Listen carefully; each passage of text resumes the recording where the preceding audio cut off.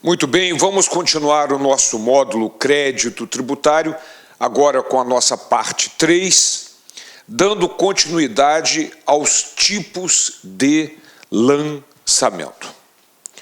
Ora, nós já vimos que são 3 tipos de lançamento: direto, de ofício ou ex ofício, por declaração ou misto, esses 2 já estudados, e agora o lançamento por homologação, também chamado de autolançamento.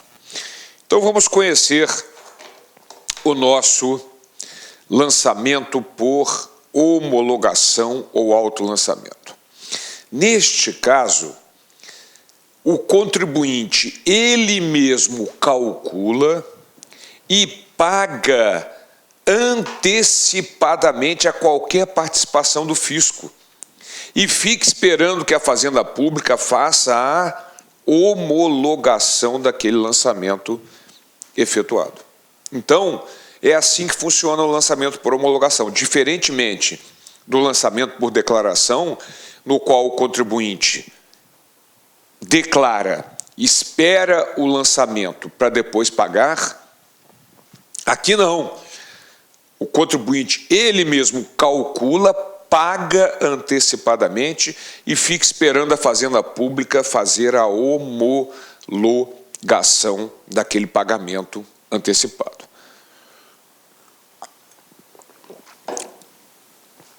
A denominação doutrinária de autolançamento, vocês têm que tomar cuidado para não se confundir. Embora pareça que o contribuinte é que está lançando, porque ele calcula e paga, nós já vimos que o lançamento é atividade privativa da autoridade fiscal. Então, o lançamento propriamente dito é a homologação. Ok? O cálculo e o pagamento antecipado é só um ato do contribuinte que não caracteriza o lançamento. Mas existe esse nome muitíssimo utilizado de autolançamento para esse tipo de lançamento. Muito bem. Esse tipo de lançamento está no artigo 150 do Código Tributário Nacional. Então vamos lá. O lançamento por homologação, que ocorre contra os tributos cuja legislação atribua ao sujeito passivo o dever de antecipar o pagamento sem prévio exame da autoridade administrativa, já sabemos disso. Ele calcula e paga. Não é assim no caso do imposto de renda? Chega até o último dia do mês de abril, você calcula e paga. É assim no caso do ICMS, do IPI, das empresas que pagam pelo confronto de apuração débito e crédito. Chega no final do período de apuração, eles calculam e pagam, sem a participação da fiscalização. Opera-se esse lançamento pelo ato em que a referida autoridade, tomando conhecimento da atividade assim exercida pelo obrigado, expressamente a homologa.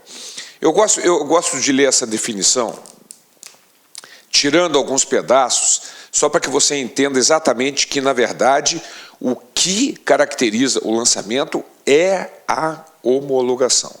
Então vamos tirar aqui só para ficar mais claro isso. Vamos tirar essa parte aqui, olha. Não tem nada errado, não é, gente? É só para que a coisa fique mais didática aqui. Olha só. O lançamento por homologação opera-se pelo ato em que a referida autoridade, tomando conhecimento da atividade exercida pelo contribuinte, expressamente a homologa. Então, observe que o lançamento é, portanto, a homologação. Por isso é que eu chamei a atenção, o cuidado que vocês devem ter com relação à denominação de autolançamento. Vão encontrar muito, porque é muito utilizada, mas, na verdade, não é o contribuinte que está lançando. Ok? Porque o lançamento, nós já vimos no artigo 142, que é atividade privativa da autoridade fiscal. Bom, então, este é o artigo 150 do nosso lançamento por homologação. Mas Voltando aqui para a figura, se o contribuinte calcula e paga antecipadamente, ele tem que ficar esperando a homologação, a confirmação daquilo pela Fazenda Pública. Mas será que ele vai ter que esperar a vida inteira por essa homologação? É óbvio que não. Então vamos lá para o parágrafo 4º do artigo 150. Antes de olharmos, já falei com vocês, prazo em direito tributário é de 5 anos. É de 5 anos. Só tem um prazinho de 2 anos em todo o direito tributário do artigo 169, que nós vamos conhecer mais tarde. Ok? Então, voltando. Se a lei não fixar prazo para homologação, será ele de 5 anos, a contar da ocorrência do fato gerador.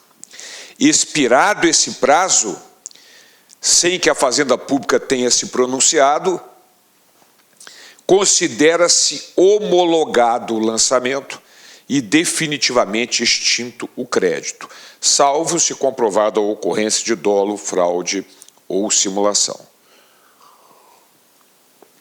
Se ocorrer dolo, fraude ou simulação, o prazo também será de 5 anos, a gente vai estudar isso. Só que não será contado da data do pagamento antecipado, e sim do primeiro dia do exercício seguinte, nos termos do artigo 173 do Código Tributário Nacional. Mas o prazo será também de 5 anos. Ok? Então, essa é a chamada homologação tácita, que ocorre quando a Fazenda Pública ela não se pronuncia durante esse período de 5 anos, e aí considera-se definitivamente constituído o crédito tributário através do lançamento.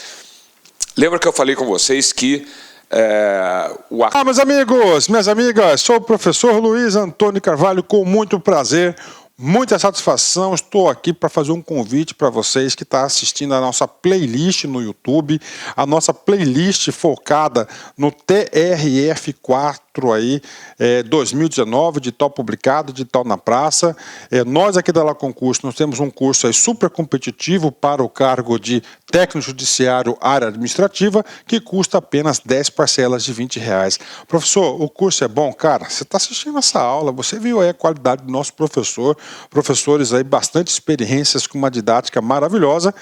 10 parcelas de R$20, 75 dias de acesso, e você vai assistir o nosso curso completaço na nossa plataforma, e você terá também o nosso Personal Coach, né? Personal Coach é a nossa metodologia, a nossa ferramenta de estudo, de ensino, onde o aluno todos os dias tem uma meta de estudos. Se ele cumprir a sua meta de estudos, pode ter certeza que lá no dia da prova ele ficará muito competitivo. Tá certo, meus amigos? Espero vocês.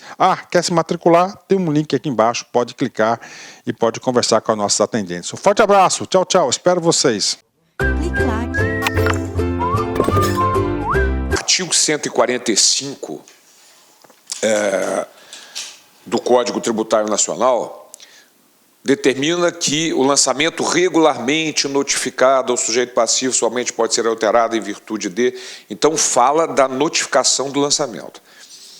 No artigo 142, que traz as 5 etapas do lançamento, verificação da ocorrência do fato gerador, determinação da matéria tributável, cálculo do montante do tributo devido, identificação do sujeito passivo e aplicação de penalidade, se for o caso, não fala em notificação, de uma forma geral. Por quê? Porque, neste caso da homologação tácita, não há que se falar em notificação ao sujeito passivo, certo? Considera-se extinto e fim de papo. Por isso é que a notificação não é sempre uma etapa fundamental no lançamento. Neste caso específico, não há notificação. Ok? Muito bem, vamos lá. STJ. Em se tratando de tributo lançado por homologação, ocorrendo a declaração do contribuinte e na falta de pagamento da exação do vencimento, fica elidida, dispensada a necessidade da constituição formal do débito pelo fisco quanto aos valores declarados. Está aí, olha, não há necessidade de notificar o contribuinte do lançamento. Se ele declarou e não pagou, a Fazenda Pública já pode, inclusive, entrar com ação de execução fiscal. Não há necessidade da formalização do lançamento, da notificação do lançamento para ele. Por isso, não está lá no 142 essa etapa como obrigatória em todos os casos. E ainda continua. A declaração do contribuinte constitui, vejam que o STJ colocou constitui entre aspas, porque nós sabemos que a Constituição, que é o lançamento, é privativa da autoridade administrativa. Constitui o crédito tributário relativo ao montante informado e torna dispensável o lançamento, sendo legítima a recusa na expedição de certidão negativa de débito. Então, se a empresa declarou e não pagou, ela não vai obter uma certidão negativa, porque já existe a dívida, muito embora não tenha havido formalmente um lançamento, muito menos a notificação dele. Ok? Então, este é o detalhe com relação ao lançamento por homologação. Bom, mas aí tem um outro detalhe importante, que está no parágrafo 1º do artigo 150. O pagamento antecipado pelo obrigado, nos termos deste artigo, extingue o crédito, sob condição resolutória da ulterior homologação do lançamento. Ora, eu vou voltar para a figura. Na verdade, o que extingue o crédito é a homologação. O pagamento antecipado não extingue. Não extingue, porque a Fazenda Pública ainda vai verificar aquilo. Então, não extingue. O que extingue é a homologação. Mas o parágrafo 1º determina que o pagamento antecipado extingue o crédito. Ah, Bob, então você resolve. Você diz que não extingue e depois diz que extingue. Mas olha só, extingue o crédito sob condição resolutória de ulterior homologação do lançamento. Ou seja, não extingue nada. O que extingue é a homologação. Ok? Então, é fundamental entender isso. Outro detalhe importante, nós já conhecemos o benefício da espontaneidade. O que é o benefício da espontaneidade? O contribuinte declara a infração, paga o tributo e juro de mora ou deposita o montante arbitrado pela autoridade e aí ele é dispensado da penalidade. É o benefício da espontaneidade do artigo 138 do Código Tributário Nacional. Maravilha. Por que eu estou lembrando desse dispositivo? Vamos dar uma olhada no parágrafo 2º do artigo 150. Não influem sobre a obrigação tributária quaisquer atos anteriores à homologação, praticados pelo sujeito passivo ou por terceiro, visando a extinção total ou parcial do crédito. O que é que significa isso? De novo, Bob, você vai voltar para a figurinha, eu vou sonhar com essa figurinha. É assim mesmo. Então, olha só, se o contribuinte calculou e pagou antecipadamente, por exemplo, no caso do imposto de renda, chegou no dia 30 de abril, ele calculou e pagou. Em maio ou junho, ele verifica que tinha que pagar mais. E tinha errado. Então, ele vai fazer uma retificadora. Uma declaração retificadora, ele já vai pagar a penalidade. Por quê? Muito embora não tenha formalmente iniciado uma fiscalização, porque o benefício da espontaneidade, nós sabemos, no parágrafo único do artigo 138, que ele termina com o início de qualquer ação fiscal. Ora, mas aqui, embora não tenha formalmente iniciado uma ação fiscal, os tribunais entendem que já iniciou-se o processo de homologação com o pagamento antecipado e, portanto, não há mais o benefício da espontaneidade. Ok? Por isso que o parágrafo 2º do artigo determina que não influem sobre a obrigação tributária quaisquer atos anteriores à homologação praticados pelo sujeito passivo ou por terceiro, visando a extinção total ou parcial do crédito. É lógico, se ainda estiver dentro do prazo de entrega, ele pode colocar uma retificadora ali e não vai ter problema. Mas, passou o prazo, ele vai pagar a mais, mas já vai pagar com penalidade, porque não há o benefício da espontaneidade. Agora, é óbvio que o que ele já pagou é considerado, inclusive na graduação da penalidade, etc. É o que está no parágrafo 3º. Os atos a que se refere o parágrafo anterior serão, porém, considerados na apuração do saldo, porventura devido e sendo o caso na imposição da penalidade ou sua graduação. É lógico, não vai se cobrar de novo o que ele já pagou. Ele vai pagar a mais e, sobre esse valor que ele teve que pagar a mais, vai haver a penalidade, e o CTN admite até uma graduação da penalidade. Pode ser uma penalidade um pouco menor, porque, na verdade, ele tomou a iniciativa de recolher. Ok? Maravilha. Vamos lá, mais detalhes. A jurisprudência assentada no STJ considera inexistir denúncia espontânea, é o que eu acabei de comentar, quando o pagamento se referir a tributo constante prévia declaração, ou de guia de informação ou de outra declaração dessa natureza prevista em lei. E aí continua.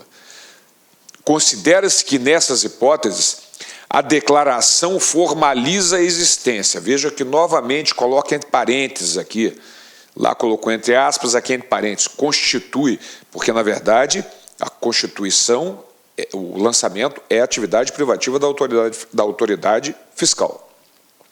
Então, formaliza a existência do crédito tributário e constitui do crédito tributário o seu recolhimento a destempo, ainda que pelo valor integral, não enseja o benefício do artigo 138 do CTN, que é exatamente o benefício da espontaneidade. Então, o contribuinte declarou e pagou, passou o prazo, viu que estava errado, vai pagar já com penalidade, embora, insisto, não tenha havido formalmente o início de uma fiscalização, o que, de acordo com o parágrafo único do artigo 138, acabaria com o benefício da espontaneidade. Ok? Bom, mas eu vou voltar para a redação, para o caput do artigo 150, pelo seguinte. O parágrafo, eu já falei com vocês que prazo em direito tributário é de 5 anos. O parágrafo 4º determina que, se a lei não fixar prazo para homologação, será ele de 5 anos. Aí você vai dizer assim, então, peraí, Borba, quer dizer que a lei pode fixar um prazo diferente de 5 anos? Pode.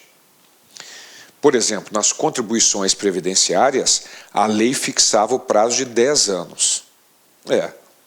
Só que tem um detalhe. O artigo 146, inciso 3, a linha B de bola da Constituição Federal, determina que decadência, que é o caso aqui, que é a perda do direito à fazenda pública constituir o crédito, é matéria reservada à lei complementar, aqueles assuntos relativos à lei complementar. E, portanto, esta lei que pode alterar o prazo de 5 anos para homologação só pode ser lei complementar. E, no caso das contribuições previdenciárias, não era lei complementar. Diante disso, o que o Supremo fez? Súmula vinculante número 8 do Supremo Tribunal Federal. São inconstitucionais o parágrafo único do artigo 5º do Decreto-Lei 1569 e os artigos 45 e 46 da Lei 8.212, que tratam de prescrição e decadência do crédito tributário das contribuições previdenciárias, porque o prazo era de 10 anos. Então, voltou o prazo de decadência das contribuições previdenciárias a ser de 5 anos. Por quê? Porque a matéria é reservada à Lei Complementar Federal pelo artigo 146, inciso 3, a linha B da Constituição Federal. Vejam como é importante decorar os assuntos reservados à lei complementar, a gente tem falado muito aqui, principalmente aqueles do artigo 146 do Código Tributário Nacional. 146 e 146A, perdão, 146 e 146A da Constituição Federal e não do Código Tributário Nacional. Ok? Então, o artigo 146, inciso 3, a linha B da Constituição Federal é que traz a exigência de que a decadência seja matéria reservada à lei complementar. É sério, deem uma boa olhadinha sempre nesses dois dispositivos da Constituição Federal, 146 e 146-A. Muito bem. Então, agora, nós já conhecemos os 3 tipos de lançamento.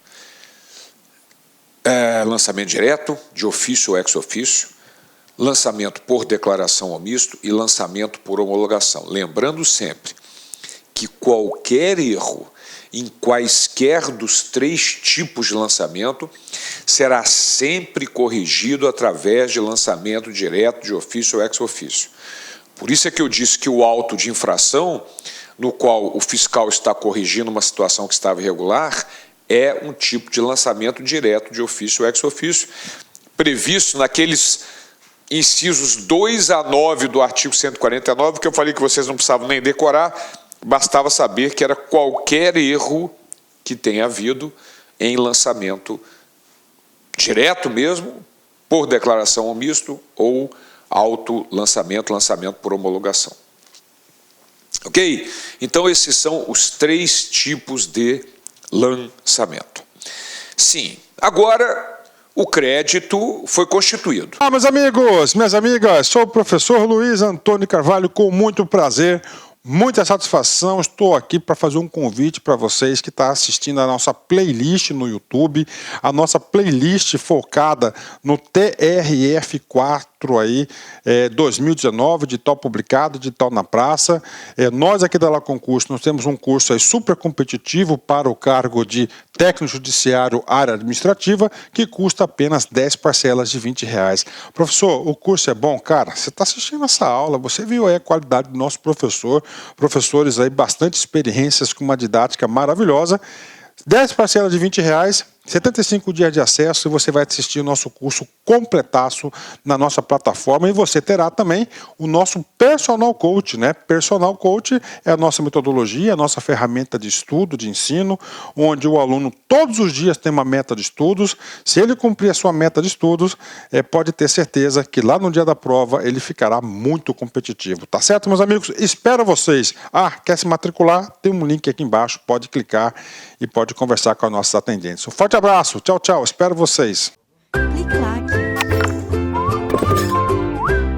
Já vimos qual a legislação a ser aplicada, já vimos os tipos de lançamento, já vimos como é que se faz o lançamento, e o crédito foi constituído. E a partir de agora?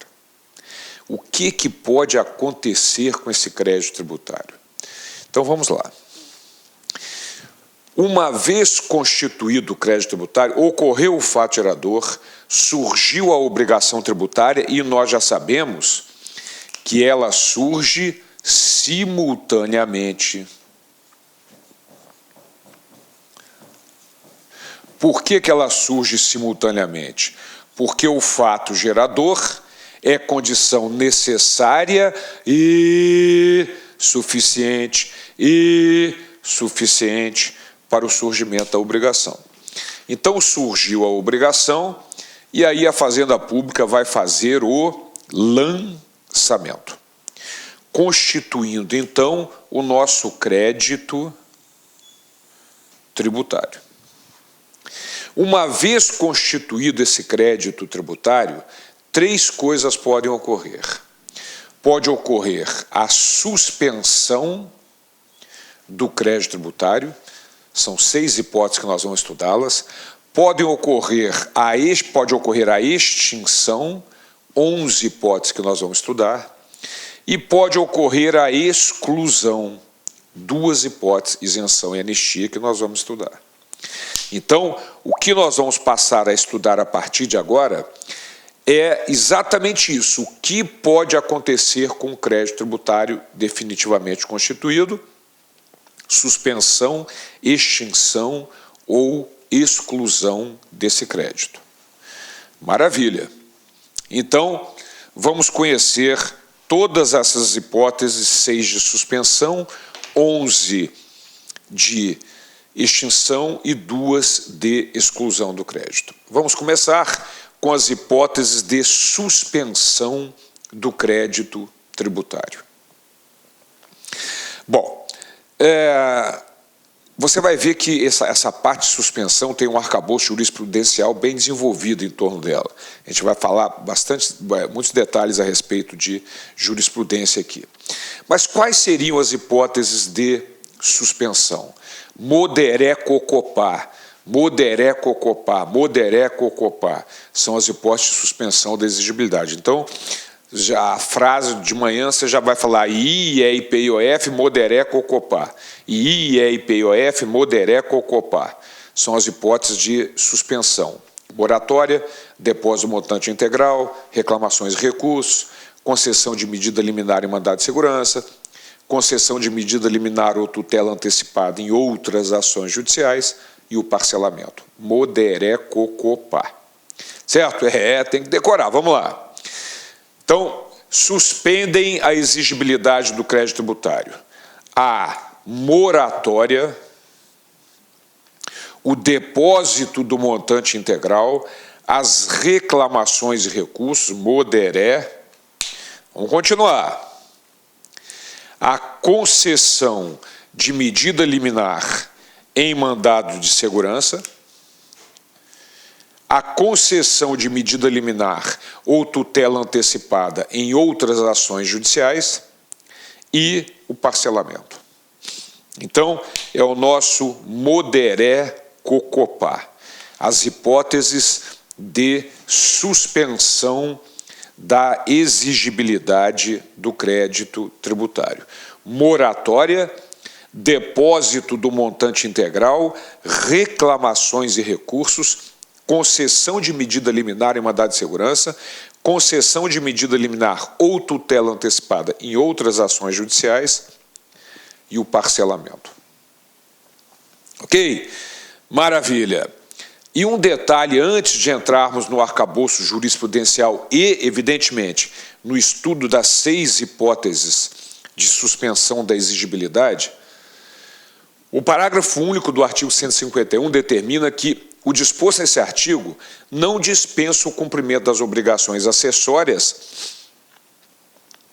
dependentes da obrigação, independentes da obrigação principal. Então, o que acontece? Nós sabemos que existem 2 tipos de obrigações tributárias. Principal, que envolve pagamento, e acessória, que são obrigações positivas ou negativas de fazer ou não fazer alguma coisa que não envolve pagamento. No entanto, a suspensão da obrigação principal, quer seja pela moratória, pelo depósito montante integral ou por qual parcelamento, quaisquer dessas hipóteses de suspensão que vamos estudá-las, não dispensa o cumprimento da obrigação acessória. Ok? Então, se a empresa, por exemplo, tem uma moratória para pagar o crédito tributário daqui a algum tempo, as obrigações acessórias continuam, a emissão de nota fiscal, a entrega das declarações. Então, as hipóteses que suspendem a exigibilidade do crédito tributário não suspendem as obrigações acessórias. Ok? É o que determina o nosso parágrafo único do artigo 151. Bem, agora nós vamos falar um pouquinho sobre esse arcabouço jurisprudencial que envolve as hipóteses de suspensão da exigibilidade, para depois estudarmos cada uma delas detalhadamente. Então vamos lá. Súmula vinculante número 21 do Supremo Tribunal Federal. Sempre chama atenção que nós temos súmula do STJ, súmula do STF e a súmula vinculante do STF, como eu disse, obriga a todos os juízes singulares e aos tribunais inferiores a decidirem nos termos da súmula vinculante, ao contrário das outras súmulas que apenas orientam os juízes singulares e os tribunais inferiores a decidir daquela forma, porque quando chegar no STF ou no STJ, a decisão vai ser aquela. Mas a vinculante obriga, por isso a importância dela. Então, súmula vinculante número 21, é inconstitucional a exigência de depósito prévio ou arrolamento prévio de dinheiro ou bens para admissibilidade de recurso administrativo. Então, minha gente, o que ocorre é o seguinte: nós vimos que o contribuinte, ao ser notificado do lançamento, ele tem duas possibilidades: ou ele paga ou ele entra com uma impugnação. Já sabemos disso, vimos tanto no lançamento direto quanto no lançamento por declaração, que ele tem essas duas possibilidades: ou paga ou entra com a impugnação, discutindo administrativamente aquele crédito. No entanto, se a decisão da primeira instância lhe for desfavorável, ele tem a possibilidade de recorrer para uma segunda instância ainda dentro do processo administrativo. Só que várias segundas, aliás, a imensa maioria dos processos administrativos de cada ente da federação, porque cada um tem o seu, exigiam o chamado depósito recursal. Só poderia haver recurso para a segunda instância caso o contribuinte depositasse ou o total ou o valor do bem ou da discussão, não, do valor da discussão, ou colocasse um bem em garantia, etc.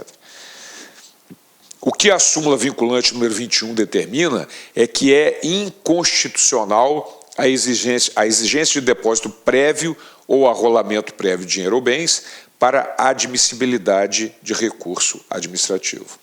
Então, todos aqueles processos administrativos que exigiam, e a maioria deles exigia, o depósito recursal para que o contribuinte tentasse recorrer de uma decisão de primeira instância administrativa que lhe foi desfavorável, não podem mais ser cobrados. E a mesma coisa ocorre em nível do judiciário. É a súmula vinculante número 28. É inconstitucional a exigência de depósito prévio como requisito de admissibilidade de ação judicial na qual se pretenda discutir a exigibilidade do crédito tributário. Ok? Então, súmula vinculante números 21 e 28 proíbem a exigência de depósito recursal para que haja recurso por parte do contribuinte, quer seja de uma decisão administrativa, quer seja de uma decisão judicial.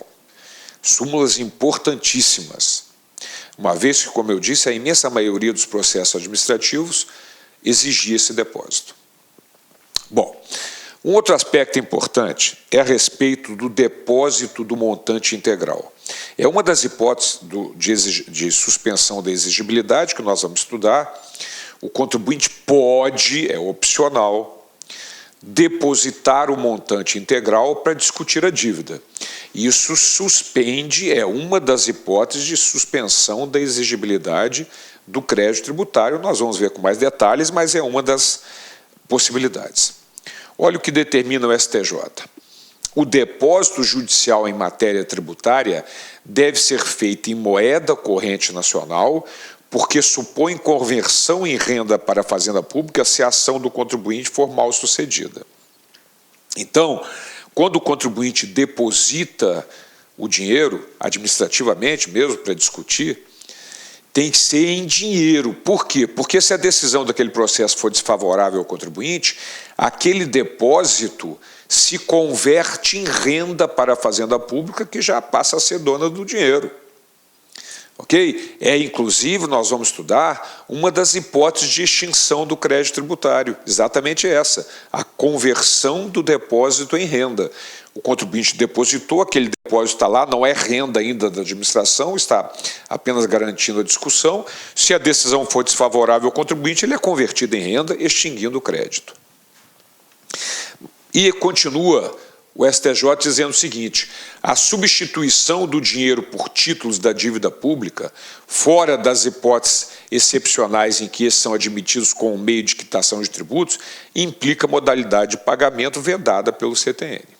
Então, não pode substituir por título da dívida pública, tem que ser em grana, dinheiro. Só assim há suspensão da exigibilidade do crédito tributário. Vamos lá, ainda jurisprudência. A lei instituidora de tributo, que o contribuinte considera inexigível, constitui ameaça suficiente para impetração de mandado de segurança preventivo. Olha aqui, ó, mandado de segurança preventivo. Na medida em que deve ser obrigatoriamente aplicada pela autoridade fazendária nos termos do artigo 142. O que significa isso? O lançamento de ofício, né, tem que ser feito, como o próprio nome diz, pela autoridade. Então, se o contribuinte discorda da exigência, ele tem que entrar com mandado de segurança preventivo, porque o fiscal é obrigado a lançar. É obrigado a lançar. Então, nós vimos que a súmula 660 do Supremo Tribunal Federal considera que não há incidência do ICMS na importação de bens por pessoa física ou pessoa jurídica não contribuinte do imposto. Mas vimos que a própria Constituição, a Lei Complementar 87 e a legislação dos estados exigem o ICMS nesse caso. Então, como é que um contribuinte consegue, porque o fiscal, o lançamento é de ofício, o fiscal vai ter que lançar. Então, qual a forma do contribuinte evitar que esse lançamento seja efetuado? Entra com um mandado de segurança preventivo. Ok? É a única forma de fazer com que a autoridade não lance, porque o lançamento é vinculado e obrigatório, inclusive sob pena de responsabilidade. Maravilha, vamos mais.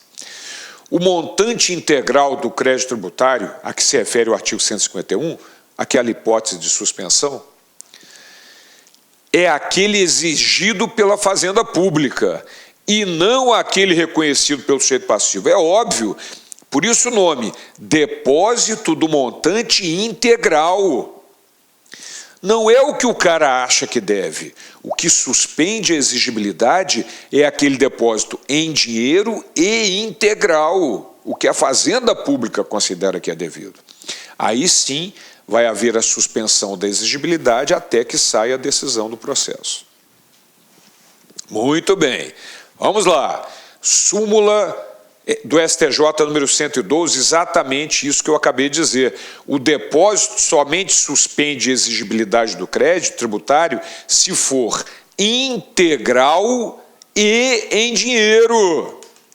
Tem que ser integral, é o que a Fazenda Pública está considerando que é devido, e em dinheiro. Por quê? Porque se for mal sucedida a ação pelo contribuinte, aquele dinheiro se converte em renda para a Fazenda Pública, extinguindo o crédito tributário. Ok? Mas tem mais detalhes, vamos lá. De acordo com o STJ, o ajuizamento de ação cautelar de caução não se enquadra entre as hipóteses de suspensão da exigibilidade do crédito tributário, não sendo possível, com isso, a expedição de certidão positiva de débitos com efeito negativo. Vamos explicar o que significa isso aqui. Quando o contribuinte não deve nada, ele obtém uma certidão negativa da Fazenda Pública. No entanto, existem algumas circunstâncias, como, por exemplo, quando o crédito estiver com a exigibilidade suspensa por qualquer motivo, está sendo discutido, ou tem moratório, ou tem um parcelamento, está com a exigibilidade suspensa, ele não obtém uma certidão negativa, mas ele obtém uma certidão positiva com efeitos de negativa, que está lá no artigo 206 do CTN e tem os mesmos efeitos. Tudo que ele depende de uma certidão negativa, ele vai poder fazer com a certidão positiva com efeito negativo. No entanto, nós já vimos também lá no artigo 141, e confirmado pelo STF, que o crédito tributário só pode ser suspenso, extinto ou excluído naquelas hipóteses previstas no próprio Código Tributário Nacional. E a ação cautelar de caução não está prevista no CTN como hipótese de suspensão da exigibilidade do crédito. Se não está, não há suspensão da exigibilidade. E se não há suspensão da exigibilidade, não será fornecida a certidão positiva com efeitos de negativa. Bom, mas eu quero chamar a atenção aqui para um detalhe, aproveitando. Comentando rapidamente, a gente vai estudar com detalhes, duas hipóteses de suspensão da exigibilidade, que são a concessão de medida liminar em mandado de segurança ou... Meus amigos, minhas amigas, sou o professor Luiz Antônio Carvalho, com muito prazer, muita satisfação. Estou aqui para fazer um convite para vocês que estão assistindo a nossa playlist no YouTube, a nossa playlist focada no TRF4 aí, 2019, de tal publicado, de tal na praça. Nós aqui da La Concurso, nós temos um curso aí super competitivo para o cargo de técnico judiciário área administrativa, que custa apenas 10 parcelas de R$20. Professor, o curso é bom? Cara, você está assistindo essa aula, você viu aí a qualidade do nosso professor, professores aí bastante experiências com uma didática maravilhosa. 10 parcelas de R$20, 75 dias de acesso, e você vai assistir o nosso curso completaço na nossa plataforma, e você terá também o nosso Personal Coach, né? Personal Coach é a nossa metodologia, a nossa ferramenta de estudo, de ensino, onde o aluno todos os dias tem uma meta de estudos. Se ele cumprir a sua meta de estudos, pode ter certeza que lá no dia da prova ele ficará muito competitivo. Tá certo, meus amigos? Espero vocês. Quer se matricular? Tem um link aqui embaixo, pode clicar e pode conversar com as nossas atendentes. Um forte abraço, tchau, tchau, espero vocês. A concessão de medida liminar ou tutela antecipada em outras ações judiciais. Bom, o que é a medida liminar ou a tutela antecipada? O juiz, quando vai julgar uma ação inicialmente, ele olha a ação e ele pode achar que o contribuinte deve ter razão ali. Ele sente o chamado fumus bonus iuris, a fumaça do bom direito. Fumus bonus iuris. Ele acha que o contribuinte tem razão, ele sente a fumaça do bom direito ali. E existe o periculum in mora, que é o perigo na demora da ação. Então, muitas vezes, o juiz, pressentindo o fumus bonus iuris e o periculum in mora, ele concede a liminar ou a tutela antecipada, dizendo assim: parem um pouquinho, vocês da Fazenda Pública não vão cobrar nada ainda do contribuinte, porque eu não tenho tempo para julgar aqui, mas eu acho que ele tem razão. Então, a concessão da medida liminar ou tutela antecipada nessas ações judiciais, mandado de segurança ou outras, suspende a exigibilidade do crédito. Então, eu estou chamando a atenção para isso pelo seguinte: a ação cautelar de caução não suspende a exigibilidade, não está prevista no CTN. Mas se o juiz conceder liminar nessa ação, suspende. Ok? Esse é um detalhe muito importante. As ações judiciais não suspendem a exigibilidade do crédito imediatamente. A Fazenda Pública pode, paralelamente, entrar com ação de execução fiscal, salvo se o juiz conceder a medida liminar ou a tutela antecipada, porque aí vai haver a suspensão da exigibilidade do crédito. Ao contrário, nós vamos ver as ações administrativas, a impugnação, o recurso ou o depósito integral, suspende imediatamente. Mas as ações judiciais dependem da concessão da medida liminar ou da tutela antecipada. Ok? Vamos adiante. A existência de ação anulatória de débito fiscal não inibe a Fazenda Pública de ajuizar a ação de cobrança. Dá uma paradinha, é exatamente isso que eu estou dizendo. As ações judiciais, quaisquer que sejam elas, não suspendem imediatamente a exigibilidade do crédito.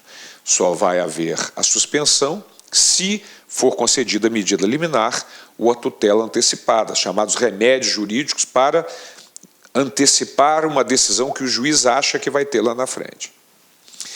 Nem se pode tolerar sua propositura se já houver execução proposta, cujo caminho de defesa é a oposição de embargos.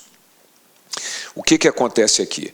A Lei 6.830, Lei de Execuções Fiscais, só dá duas possibilidades para o contribuinte notificado de que ele iniciou uma execução fiscal contra ele. Ele tem 5 dias para pagar ou depositar, fazer uma penhora, oferecer bens à penhora para garantir a execução, seja em dinheiro ou bens, para que ele possa oferecer embargos à execução, para discutir aquilo. Pela Lei 6.830, ele só tem essas duas possibilidades. É lógico, existe hoje, em termos jurisprudenciais, a exceção de pré-executividade, nós vamos conversar sobre ela, que é uma possibilidade de que ele discuta a dívida, prove que a dívida não é devida, mesmo sem fazer a penhora de bens. Mas, de qualquer maneira, pela Lei 6.830, ele só tem a possibilidade de pagar ou penhorar bens e aí sim oferecer embargos à execução. Por isso, o STJ considera que não se pode tolerar a propositura de ação anulatória se já houver uma execução fiscal, porque aí, legalmente, a única possibilidade dele é a oposição de embargos. E para que ele ofereça embargos, ele tem que ter depositado, penhorado, oferecido em penhora um bem. E aí, continua o STJ, em qualquer situação, não se admite paralisar a execução fiscal, mesmo na pendência de ação ordinária conexa, se não houver depósito do valor integral da dívida em cobrança. Então, é aquilo que eu disse, a ação judicial não suspende a exigibilidade. A Fazenda Pública pode continuar com a execução fiscal normalmente, salvo se o juiz conceder liminar, ou se houver o depósito do valor integral, porque aí nós sabemos que há suspensão da exigibilidade também. Então, isso é muito importante. Cuidado, as ações judiciais não suspendem a exigibilidade do crédito tributário, não suspendem. O que suspende é a liminar ou a tutela antecipada, a medida liminar ou a tutela antecipada, ou o depósito montante integral. Ou as ações administrativas. Certo? Muito bem. A concessão de segurança, de acordo com o STJ, requerida, suspende a exigibilidade do crédito tributário, mas não tem o condão de impedir a formação do título executivo pelo lançamento, paralisando apenas a execução. Então, vamos entender isso aqui. A gente ainda vai estudar, mas eu já comentei, porque precisava comentar para alguns assuntos, o prazo para se fazer o lançamento é de 5 anos, prazo em direito tributário é de 5 anos. Se não ocorre a decadência, que a gente vai estudar com detalhes, mas já comentamos aqui. Então, o prazo decadencial é de 5 anos para se constituir o crédito tributário através do lançamento. Vamos imaginar que uma empresa entre com mandado de segurança preventivo e seja concedida uma liminar, suspendendo a exigibilidade do crédito.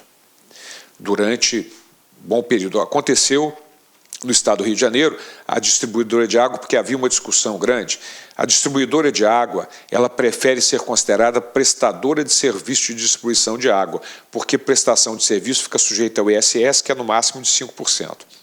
E se fosse considerado água mercadoria, seria devido ao ICMS, que é 19%, 18 mais 1 do Fundo de Pobreza. Então,